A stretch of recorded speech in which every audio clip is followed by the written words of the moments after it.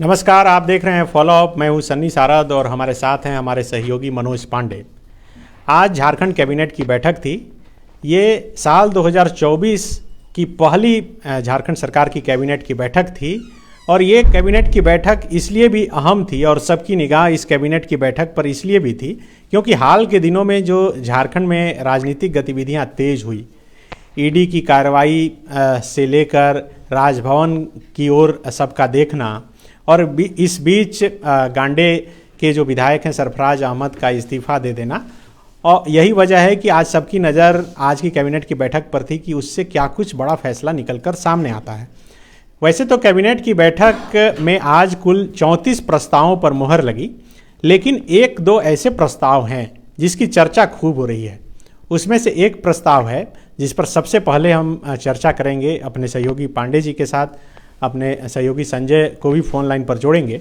और वो फैसला है कि आज की कैबिनेट की बैठक में यह निर्णय लिया गया कि केंद्रीय जांच एजेंसी जिस तरह से किसी अधिकारी या कर्मचारी को समन कर देती थी और वो कर्मचारी अधिकारी बिना किसी को बताए ईडी दफ्तर में जाता था या कागज दिखाता था, नहीं दिखाता था, उस मामले में बड़ा निर्णय कैबिनेट की बैठक में लिया गया है। सबसे पहले अपने सहयोगी मनोज पांडे से ही विस्तार से इसको समझ लेते हैं कि ये जो निर्णय लिया गया है क्या निर्णय है और क्या सचमुच में आज की कैबिनेट की बैठक के बाद ईडी को या फिर कोई भी केंद्रीय जांच एजेंसी को झारखंड में कार्रवाई करने में दिक्कत होगी। पांडे जी, पहले एकदम आसान शब्दों में बताइए कि क्या फैसला लिया गया है केंद्रीय जांच एजेंसियों को रोकने के लिए या फिर उनके जो अधिकारी या कर्मचारी जा रहे थे उन पर बाउंडेशन लगाने के लिए। देखिए, ये जो ईडी बाकी लोगों को जो ऐसे सम्मन करती थी, वो लोग जाते थे और मानते थे कि मैंडेटरी है जाना, वो जाएंगे। लेकिन अब राज्य सरकार के जो भी कर्मचारी हैं, उनको अगर ईडी या सीबीआई या कोई भी अन्य एजेंसी, केंद्रीय एजेंसी, राज्य सरकार के अलावा कोई एजेंसी अगर सम्मन देकर बुलाएगी तो वो सीधे नहीं जाएंगे। अब वो अपने विभाग को सूचित करेंगे, विभाग उनको बोलेगा जाने तो वो जाएंगे। उनको बाकायदा मतलब विभाग को सूचित करके एनओसी देना है और विधि विभाग से उस राय शुमारी हो सकती है। तो अब विभाग के पास है कि विभाग उनको भेजेगा या नहीं भेजेगा, तो वो राय शुमारी है। लेकिन इस फैसले का व्यापक असर होगा, आप यकीन मानिए। कैसे? क्या ये फैसला या एसओपी जो करें कि कानून हमने नहीं बनाया, दिशा निर्देश जारी किया है, तो दिशा निर्देश क्या भारत के संविधान के खिलाफ बन गया, केंद्र के खिलाफ बन गया? जैसे सीबीआई एक्ट में ये आप कर सकते हैं क्योंकि वो दिल्ली पुलिस रेगुलेशन एक्ट के तहत ही था, उसमें थोड़ा बहुत चेंजेस करके, लेकिन ईडी को अथाह पावर दिया गया। अब ईडी सिर्फ ये मतलब समन भेजेगी और कोई नहीं आएगा तो ईडी के पास अधिकार है उनको डायरेक्ट गिरफ्तार करने का, पहले ही समन के बाद। तो वो तो कहेंगे हम तो जाने को तैयार थे, सरकार से अनुमति नहीं मिली थी। तो ये एक व्यापक बहस की जरूरत है। आप तो लिख कर ये बताइएगा ना कि भाई हम अपने डिपार्टमेंट से इस पर जो है मंतव्य ले रहे हैं। आपको याद होगा कि साहेबगंज के जो एसपी थे उस समय नौशाद आलम, उनको जब समन किया गया, पहले समन में वो गए नहीं, वो बोले कि पुलिस मुख्यालय से इस मामले में हम मंतव्य ले रहे हैं, परमिशन ले रहे हैं, उसके बाद जाएंगे। उसके बाद वो गए। हाँ, ये गए, ये व्यवहारिकता हो सकती है, पर एसओपी जारी करना एक रास्ता मिल सकता है कर्मचारियों को। अगर मान लीजिए ईडी के पास तो ये पावर है कि एक समन के बाद भी किसी को अरेस्ट कर सकती है। एक समन भेजे, वो नहीं आए, एसओपी का पालन कर रहे हैं, तो उस कर्मचारी का क्या गुनाह है? तो क्या ये एसओपी ईडी के अधिकारों को सुपरसीड करेगी, केंद्रीय एजेंसियों को अधिकारों को सुपरसीड करेगी? तो बिल्कुल, देखिए पांडे जी बता रहे हैं कि ये जो आज कैबिनेट की बैठक हुई, क्या इसका व्यापक असर देखने को मिलेगा? क्या ईडी जिस तरह से कार्रवाई कर रही थी अब उसमें बहुत ज़्यादा हस्तक्षेप हो जाएगा? उससे पहले आप इसको अच्छे से समझिए।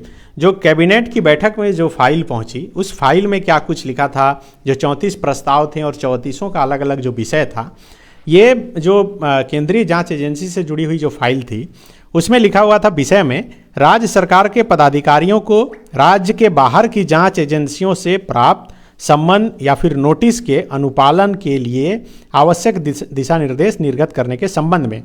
इसमें लिखा गया है कि विगत कुछ समय में राज्य सरकार के संज्ञान में कई ऐसे मामले आए हैं जिसमें राज्य के बाहर की जांच एजेंसियों द्वारा राज्य सरकार के समक्ष प्राधिकार को सूचना उपलब्ध कराए बिना ही पदाधिकारियों को सीधे सम्मन या नोटिस भेजकर उन्हें जांच एजेंसियों के समक्ष उपस्थित होने के लिए निर्देशित किया जाता है। कई मामलों में सरकारी दस्तावेजों अभिलेखों की मांग भी जांच एजेंसियों द्वारा की जाती है।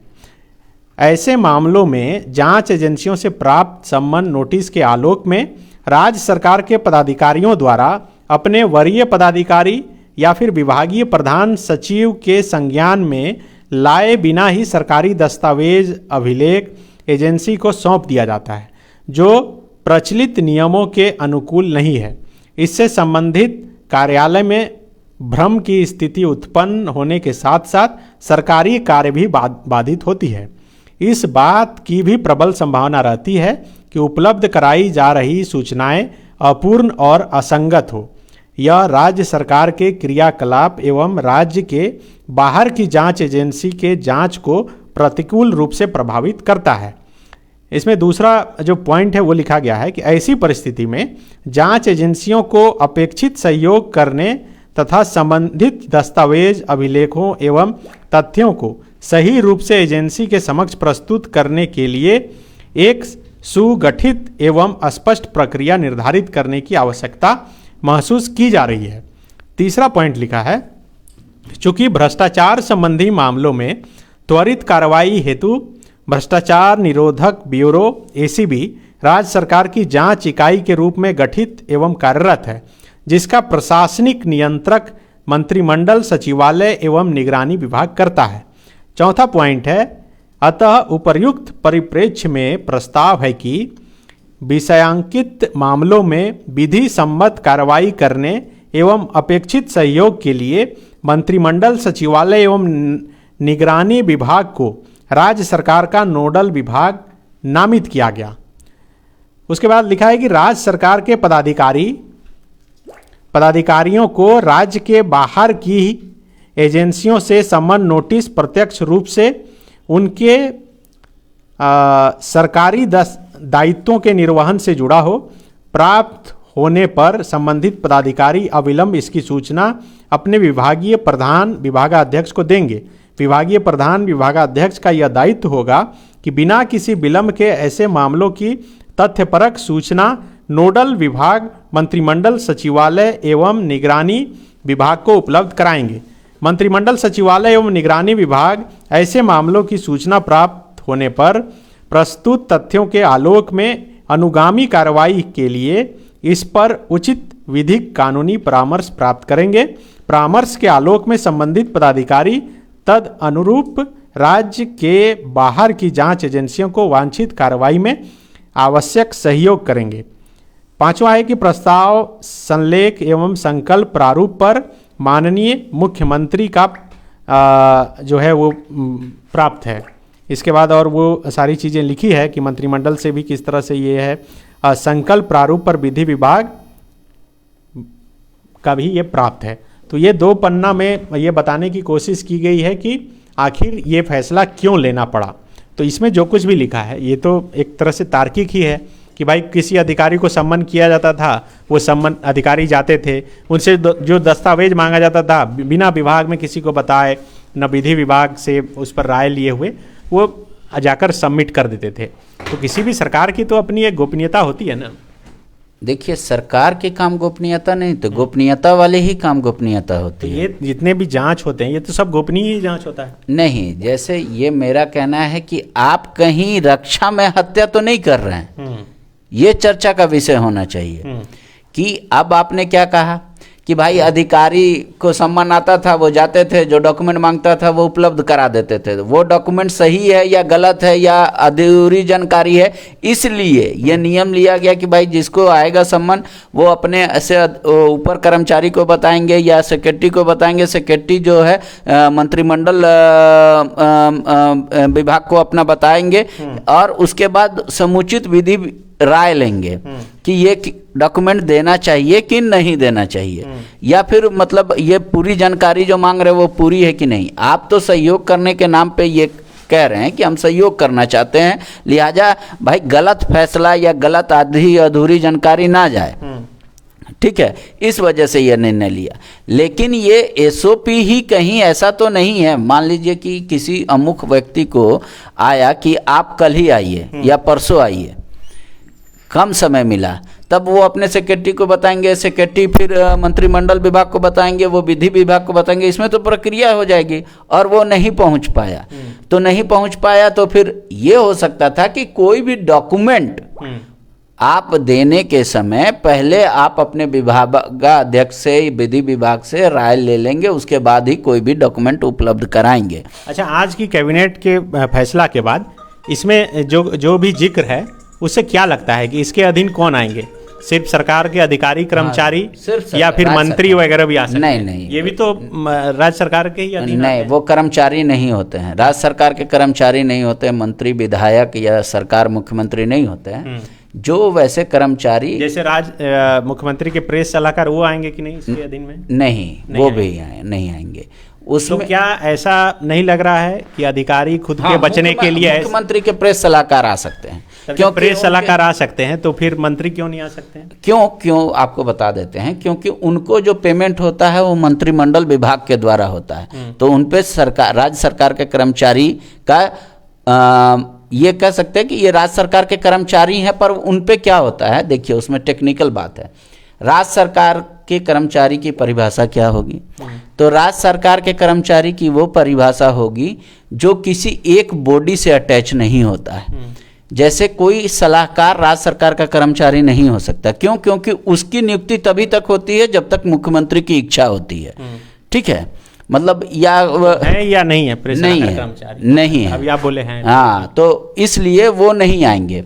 वैसे कर्मचारी जो जैसे जेपीएससी और जेएसएससी मोटा मोटा जो आयोग है, हाँ, मूर्खुआ भाषा में आप इसको समझिए, तो जेएसएससी और जेपीएससी की से जिनकी नियुक्ति हुई है वो राज्य सरकार के कर्मचारी हैं। लेकिन वो भी मान लीजिए कि कोई प्रमोट हो गए, आईएएस बन गए, आईपीएस बन गए, तो वो फिर यहाँ राज्य सरकार के कर्मचारी वो नहीं होंगे। मतलब ये जो आज निकला इसमें जो झारखंड के आईएएस आईपीएस हैं अभी पदस्थापित, वो इसमें नहीं आएंगे? नहीं, वो इसमें नहीं आएंगे। वो जा सकते हैं इसके नियम के खिलाफ? हाँ, वो तो अपना उनको, ये नियम नहीं है, ये एक निर्देश है, डायरेक्शन है। हाँ, तो वो जा सकते हैं, कैबिनेट से है, तो कैबिनेट से जो पास होता है वो एक नियम ही बन जाता है। हाँ, तो वो आप समझ लीजिए कि वो नहीं, कानून को चैलेंज किया जा सकता है, डायरेक्शन को, निर्देश को नहीं। ये अंतर है, समझिए। कानून को लाने के लिए आपको पूरी विधानसभा में फिर होगा बहस। हाँ, तो वो कानून होता है। जैसे अभी आज ये जो अभी आज कैबिनेट से पास हुआ, ये किसी दूसरे राज्य में भी ऐसा है? शायद बंगाल में भी ऐसा है, बिहार में भी ऐसा है? नहीं, देखिए मैं बता रहा हूँ, चूंकि ये ईडी की पावर को लिमिटेशंस करता है, ये नहीं। जैसे सीबीआई में ये चल सकता था, जहां तक मेरी जानकारी है, हालांकि मैं बहुत दिन पहले पढ़ा था, क्योंकि सीबीआई के पास वो अथाह अनलिमिटेड पावर नहीं दिया गया था जो इनको मिला है, ईडी को, लिहाजा वहां चल सकता था। लेकिन अब इस पे एक व्यापक बहस की जरूरत है कि क्या जो जांच के सहयोग के नाम पर ये दिशा निर्देश जारी किया गया है, क्या जांच को ही प्रभावित नहीं करेगा? ये विषय होना चाहिए तर्क का। और सरकार हो सकता है कि ये दिशा निर्देश जारी करने से पहले बता रही है कि विधि विभाग से राय प्राप्त हो चुका है, मुख्यमंत्री का राय प्राप्त हो चुका है, तो हो सकता है कि इन सारे विषयों पर उन लोगों ने अपना अध्ययन किया होगा, तभी इस तरीके का दिशा निर्देश जारी किया होगा। तो हमारे साथ हमारे सहयोगी संजय भी जुड़ गए हैं। संजय, ये जो आज कैबिनेट में जो फैसला हुआ है, एक तो 34 प्रस्तावों पर मोहर लगी है, लेकिन हम लोग एक दो फैसले पर बात कर रहे हैं। पहला तो ये कि भाई केंद्रीय एजेंसियों का जो सम्मान हो रहा था उससे संबंधित जो फैसला लिया गया है, आप आसान भाषा में बताइए कि आपने भी वो 2 पन्ना का जो कैबिनेट में प्रस्ताव आया था उसे पढ़ा होगा, आप उसे कैसे समझ रहे हैं? देखिए, जो लड़ाई सेंट्रल वर्सेस स्टेट है सनी, इसको इसी तरीके से सीधा देखा जाना चाहिए। और आपको मालूम है कि केंद्रीय एजेंसियों पे, चाहे वर्तमान में तो पूरे देश भर में ईडी जिस तरीके से एक्ट कर रही है, ईडी के क्रियाकलापों पे सवाल उठ रहा है। आपको मालूम हो कि इससे पहले जब यूपीए 1 और 2 की सरकार रही कांग्रेस के नेतृत्व वाली, तो उस दौरान सीबीआई को लेकर के क्या क्या नहीं बोला गया, और उस वक्त विपक्ष में बीजेपी थी, कई तरीके का आरोप लगता था, तोता बोला गया, तोता भी बोला गया, और कई सारी चीजें हैं। तो अभी जो है, चूंकि सीबीआई इस कदर लोगों के बीच में जो परसेप्शन होता है वो बदनाम हो चुकी थी वो एजेंसी, कि अभी ईडी एक तरीके से काम कर रही है। जो सीबीआई की भूमिका आप 10 साल पहले देख रहे थे, अब उस भूमिका में अग्रेसिव होकर के जो है ईडी काम कर रही है। आपको एक चीज और याद होगा कि सीबीआई जिस तरीके से एंटर कर रही थी अलग अलग स्टेटों में, और जिस तरीके से आरोप लगते थे विपक्षी पार्टियों के द्वारा तब के सत्ताधारी पार्टी के ऊपर जो केंद्र में थी, और आरोप लगता था कि भाई ये जो है जानबूझ करके इस तरीके का टारगेटेड ये कर रहे हैं, इनका एजेंडा है अपना, और वही सारी चीजें जो है अब ईडी पे आरोप लग रहे हैं। आपको कुछ दिन पहले जो है 3 से 4 दिन पहले की घटना है कि पश्चिम बंगाल में ईडी के अधिकारियों के ऊपर जो है हमला कर दिया गया बकायदा वहां पे, और हालांकि किसी भी सूरत में इस तरीके की घटना को जायज नहीं ठहराया जा सकता है।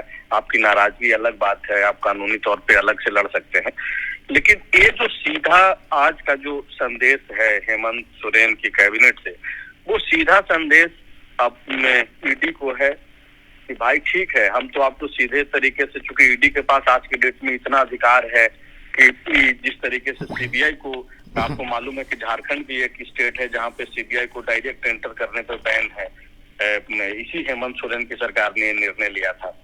तो ईडी को ऊपर इस तरीके से सीधा तो बैन नहीं किया जा सकता है, या फिर ईडी को डायरेक्ट निर्देशित नहीं कर सकती थी सरकार। तो अपने अधिकारियों को जो है बकायदा एक सर्कुलर के जरिए ये कह दिया गया है कि अगर आपको समन किया जाता है, हालांकि ईडी का जिक्र नहीं है, हम लोग ईडी का जिक्र इसलिए कर रहे हैं कि भाई टारगेट तो सीधा ईडी ही है और ईडी के लोग ही एक्ट कर रहे हैं अग्रेसिवली। तो नहीं, इसमें एक चीज़ बताइए संजय, इसमें जो प्रस्ताव है 2 पन्ने का, उसके अनुसार है कि राज्य सरकार के पदाधिकारी और कर्मी, तो अब सवाल है कि इसमें तो आईएएस और आईपीएस आएंगे नहीं, इसमें कोई नेता मंत्री अधिकारी आएगा नहीं, मुख्यमंत्री आएगा नहीं, तो क्या सिर्फ अपने कर्मचारियों को बचाने के लिए ऐसा है? ऐसा तो नहीं लग रहा है कि इस आज के कैबिनेट के फैसले से सब कोई बच जाएगा, ईडी को किसी पर भी कार्रवाई करने से पहले सोचना पड़ेगा? नहीं, देखिए वो इसको बहुत अभी एक्सप्लेन करने की जरूरत है सर, और वो धीरे धीरे जो है इसको ये किया जाएगा, विस्तार पूर्वक जो है समझा जाएगा, और उसमें थोड़ा समय लगेगा, क्योंकि अभी ये तत्काल जो निर्णय आया है हम लोगों के सामने, मतलब 2 पन्ना में इसको नहीं समझा जा सकता है, इसका विस्तार। अभी देखिए, भले ही आप जिस तरीके से बोल रहे हैं कि अधिकारी जो आईएएस और आईपीएस है, यहाँ पे आपका सवाल सीधा उन्हीं के ऊपर होगा कि वो तो सेंट्रल के एम्प्लॉय हैं, तो ये स्टेट में का जो ये सर्कुलर है उससे कैसे वो प्रभावी होगा? सेंट्रल के एम्प्लॉय भले ही है, लेकिन वो राज्य के माध्यम ही काम कर रहे हैं, तो ऐसे में केंद्रीय एजेंसियों का जो उपयोग ये होना है, कार्रवाई होना है, समन करके जो बुलाया जाता है, तो ये बकायदा सर्कुलर, देखिए इससे होना जाना बहुत कुछ नहीं है, इसको सीधा एक हेमंत सोरेन जो लड़ रहे हैं, ये लड़ाई है, दिख रहा सारा कुछ परसेप्शन। देखिए पॉलिटिक्स में क्या है ना कि सब कुछ मैसेज का खेल है कि अपने लोगों को आप क्या मैसेज दे रहे हैं। अब ऐसा तो बिल्कुल नहीं है कि ईडी कल के डेट में हेमंत सोरेन के ही आप ही के शब्दों में, अगर ये जो सरल शब्द है जो जनता भी समझ सके कि स्टेट गवर्नमेंट के एम्प्लॉय से अगर कोई पूछताछ करनी है ईडी को, तो वो करेगी अपने हिसाब से। और इसमें ऐसा थोड़ा बोला गया है कि भाई ईडी के पास आपको नहीं जाना है, आपको सूचना देना है, और उसके बाद कैबिनेट, अभी भी आपको याद होगा सनी एक चीज, आप शायद उसको आप दोहराए भी, अगर मैं जो बात बोलूंगा अगर आपको याद हो तो उसको दोहराइएगा भी, कि कई सारे ऐसे आईपीएस अधिकारी जिनको बुलाया गया तो वो पहले विभाग से परमिशन उन्होंने लिया था, आपको शायद याद हो, नौशाद आलम जो है उनको बुलाया गया था। हाँ बिल्कुल, तो इस तरीके का जो बैकग्राउंड पहले से तय था, एक प्लॉट तय किया गया है। देखिए सीधी सी बात है, मुख्यमंत्री ने जो 28 तारीख को एक लाइन कही, 28 तारीख यानी कि सरकार के 4 साल के कार्यकाल के सेलिब्रेशन के एक दिन पहले जो उनके आवास में प्रेस कॉन्फ्रेंस हुआ, और मुख्यमंत्री हेमंत सोरेन ने स्पष्ट कहा कि देखिए राजनेताओं पे आरोप लगते हैं, बस इसका मतलब क्या है, उन्होंने स्पष्ट कहा कि हाँ मेरे ऊपर आरोप लग रहा है, लेकिन कोई मैं पहला व्यक्ति नहीं हूँ, लेकिन एजेंसियों पे भी आरोप लगते हैं। मतलब उन्होंने स्पष्ट कर दिया कि भाई ऐसा थोड़े है कि मेरे के ऊपर सिर्फ आरोप लगा है, ईडी के ऊपर भी आरोप लग रहा है कि वो जो है सिर्फ बीजेपी के जो विपक्षी पार्टियां हैं उनके ऊपर काम हो रहा है और टारगेटेड काम हो रहा है। अब देखिए ना, ये लोग तो लड़ रहे हैं, सीधी सी बात है। अब सही कौन है गलत कौन है वो तो कानून तय करेगा। तो बिल्कुल सही कौन है गलत कौन है ये कानून तय करेगा। तो संजय बता रहे थे कि कैबिनेट में जो निर्णय लिया गया उस फैसले का क्या मजमून है आसान शब्दों में। पांडे जी, आपको क्या लग रहा है कि सचमुच में अभी जो लगातार सम्मन अभी हाल के दिनों में किया गया कुछ लोगों को, तो वो जब जाएंगे या फिर उनको नहीं जाने का एक बहाना मिल गया? नहीं, उनको विभाग को बता के अब विभाग के ऊपर है कि कितना जल्द फैसला लेके उनको कहेंगे कि आप जाइए या नहीं जाइए, या डॉक्यूमेंट उनको उपलब्ध कराइए या नहीं कराइए। मतलब ये पूरा मामला वैसा हो गया कि जैसे गांव में अगर कोई ज़मीन का केस हो गया तो पता चला कि दादा केस लड़ रहे थे तो उनका परपोता छरपोता तक केस चल रहा है, तो अब ईडी का भी जांच उसी तरह हो जाएगा? नहीं, जांच में नहीं है, ये तो फर्स्ट सम्मन में ही है। ये तो आप सम्मन मतलब वो तो जांच का ही एक प्रक्रिया है ना। हाँ, तो वो सम्मन जैसे भेजेंगे तो वो पहले मानते थे राज्य सरकार के कर्मचारी कि भाई हम ईडी बुलाया है तो जाना ही होगा। वो दिशा निर्देश जारी कर दिया कि अपने मन से मत तय कीजिए, आप अपने ऊंचे हाई लेवल के अधिकारी को बताइए और उनके बाद उनको प्रोसेस बताया गया है कि कैसे कीजिए। कोई डॉक्यूमेंट उठा के मांगा, जैसे आप मान लीजिए जेल का ही, तो जेल से वो मांगा गया कि फुटेज दे दीजिए, जेलर को बुला लीजिए। तो इस तरीके का है कि चूंकि अभी इधर हाल फिलहाल में जो कोर्ट के निर्देश आए थे उसके बाद से अधिकारी देखिएगा कि जो वो मांग रहे थे वो दे रहे थे, जब बुला रहे थे वो चले जा रहे थे। तो अब वो कह सकते हैं कि कैबिनेट से ये निर्णय आया है, भाई हम नहीं दे सकते हैं, पहले मंत्रिमंडल सचिवालय को जो नोडल बनाया गया वो तय करेंगे, विधि से हम लोग जो है राय लेंगे, उसके बाद आपको। हाँ, मंत्रिमंडल सचिवालय अपना तय करेगा, उसके बाद वो बताएंगे कि हाँ हम आ रहे हैं फलना तारीख को, और आप जो डॉक्यूमेंट्स या कागज़ या कुछ मांगिएगा तो वो भी मंत्रिमंडल सचिवालय ही तय करेगा। तो देखिए, ये तो एक इम्पोर्टेंट निर्णय था जिस पर हम लोग विस्तार से चर्चा किए। अगर चर्चा में कुछ छूट गया हो तो आप कमेंट करके हमें बता सकते हैं, हम लोग ज़रूर उसे भी शामिल करेंगे, और नहीं होगा तो बाद में कल इस पर विस्तृत किसी जानकार से भी बातचीत करेंगे। दूसरा एक महत्वपूर्ण निर्णय, अभी हाल के दिनों में आपको याद होगा कि झारखंड हाईकोर्ट से एक फैसला आया था कि झारखंड में नगर निकाय के चुनाव जो है संपन्न होने चाहिए। उससे संबंधित एक संशोधन जो है नियमावली में किया गया है कैबिनेट की बैठक में, और कई लोगों का फ़ोन कॉल मुझे भी आया है ये जानने के लिए कि क्या अब नगर निकाय के चुनाव फरवरी महीने में या उससे पहले या उसके बाद हो सकते हैं। चूँकि सब कोई जान रहा है कि मार्च से आचार संहिता जो है लोकसभा चुनाव के लिए लग जाएंगे, तो बड़ा मुश्किल हो जाएगा। पांडे जी, पहले तो बताइए कि क्या संशोधन है और उसमें क्या कुछ है? उस कानून में चुनाव होगा या नहीं होगा उसको लेकर कोई वो डिसीजन नहीं है। दरअसल ये मामला क्या होता है कि देखिए, नगर निगम का या उनके जगह का जब इलेक्शन होता है तो वो एक सर्किल की तरह होता है, रोस्टर वाइज उसमें होता है। जैसे आपको पता होगा कि रांची का मेयर पद एसटी के लिए आरक्षित था 2 बार, तो दोनों बार वहाँ पे आपकी आशा लकड़ा जीती। इस बार क्या हो गया, वो एससी रिजर्व हो गया, तो उसको संशोधित किया गया है कि अब जनसंख्या के आधार पर होगा। फिर ये भी क्वेश्चनेबल है। क्यों क्वेश्चनेबल है? क्योंकि यहाँ 100% रिजर्वेशन का रूल फॉलो हो रहा है कि जनसंख्या, अगर मान लीजिए आज रांची में आदिवासी समाज की जनसंख्या अधिक है तो कल भी होगी, ऐसा मान लीजिए, तो या फिर जनगणना होगा तब पता चलेगा कि किसका हुआ, तब तक तो सारे सीट रिजर्व रहेंगे। तो क्या ये भी क्वेश्चनेबल है कि नहीं है, इस पे भी बात है। क्योंकि ये इसको लेकर कोई कोर्ट जाएगा तो कोर्ट तय करेगा कि इस तरीके का नियम बना सकती है कि नहीं सरकार। सबसे अहम बात है, क्योंकि ये तो एक सिस्टम डेवलप किया गया था कि ताकि सभी को मिले। कहीं महिला आरक्षित होगा इस बार, अगली बार एसटी आरक्षित होगा, फिर एससी आरक्षित होगा, और जब ट्रिपल टेस्ट की बात आ जाएगी तो ओबीसी का भी आरक्षण उसमें जुड़ेगा। तो इस तरीके से ये रोस्टर वाइज घूमता था। लेकिन अब इस फैसले के बाद से, इस कानून के बन जाने से, जनसंख्या अगर आधार होगा तो रांची का मेयर सीट एसटी के लिए रहेगा, अब धनबाद में जैसे वहाँ के कुछ लोग, हालांकि मुझे जानकारी नहीं है, वहाँ के लोग क्लेम करते एससी का, तो वो एससी रिजर्व सीट हो जाएगा। तो इस तरीके से वो जब ये कानून पालन हो जाएगा या मतलब लागू हो जाएगा, तो उसके बाद से जो रोस्टर जो बनता था वो रोस्टर प्रणाली बंद हो जाएगी। राज्य निर्वाचन आयोग जो रोस्टर बनाता था वो बंद हो जाएगा। अब इस नई नियम के तहत ही क्या आगामी जो चुनाव होने हैं, अगर मान लीजिए कि कोई सुप्रीम कोर्ट का आदेश नहीं आता है, तब तक अगर हाई कोर्ट के आदेश के तहत 3 सप्ताह में जो आपको डेट बता देना था, अधिसूचना जारी कर देनी थी, तो उसमें अगर ये रूल फॉलो होगा तो पुराना रोस्टर जो बना था वो लागू नहीं होगा। चाहे वो कहीं भी आप देख लेंगे तो वो रोस्टर लागू नहीं होगा। तो हो सकता है कि इसको कई लोग क्लेम करें कि ये भी ऐसे तो 100% रिजर्वेशन पॉलिसी के तहत आ सकता है। तो ये दोनों फैसले जो हैं इस पे विधि सम्मत है या नहीं है, इसके लिए मुझे लगता है कि कोई ना कोई तो आएगा सामने, या इस तरीके का कोई मामला होगा तो इस पे डिबेट और भी ज़रूरत है कि क्या इस तरीके से नियम कानून बन सकते हैं या नहीं बन सकते हैं।